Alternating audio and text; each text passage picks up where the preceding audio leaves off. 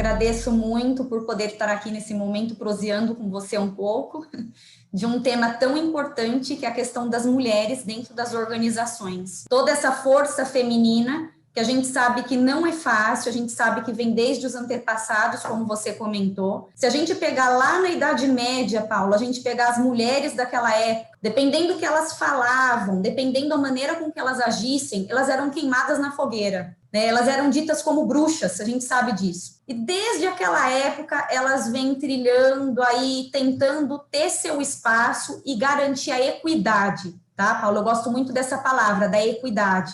Né, a equidade é a questão de se adaptar às oportunidades, né, deixando de maneira mais justa, e não a igualdade. A gente sabe que a igualdade, as mulheres nunca serão como os homens.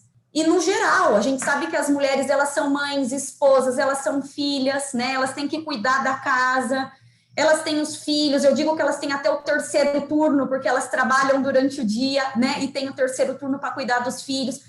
Então, a gente sabe que a questão da igualdade, isso eu não gosto de usar essa palavra, né? Então, acho que a equidade é muito bem-vinda, tanto para mulheres, quanto para os homens, quanto para casos dos gêneros. E aí, falando ainda das mulheres, dessas lutas, né, que elas vêm trilhando aí ao longo dos anos, eu acho que, assim, a gente pode começar a falar um pouco da cronologia feminina, e se a gente for olhar lá em 1827, foi um ano em que elas foram liberadas para ir para a escola.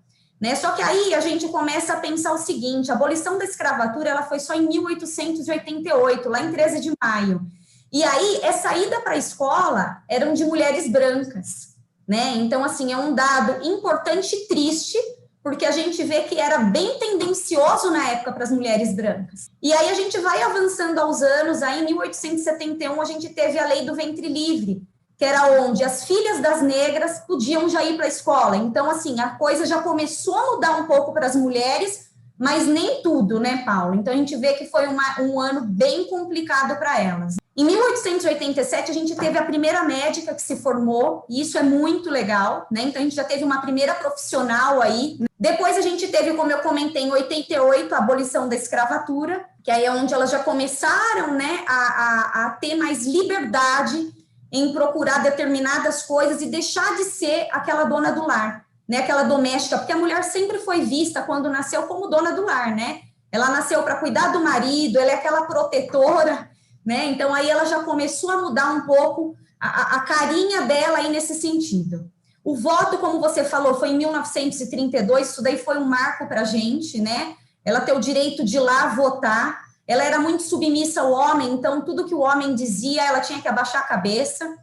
Em 77, foi onde ela teve direito ao divórcio, porque a mulher que era separada naquela época era muito complicado, Paulo.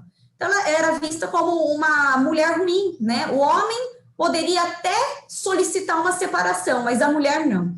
Então, assim, isso daí já virou uma lei, então para ela se tornou tudo muito mais fácil, né? Depois a gente teve a lei da Maria da Penha, como você comentou, né, a questão da violência doméstica, isso foi em 2006, então foi um dado muito importante, embora a gente ainda tenha muita violência doméstica, né, a gente vê que isso é muito complicado.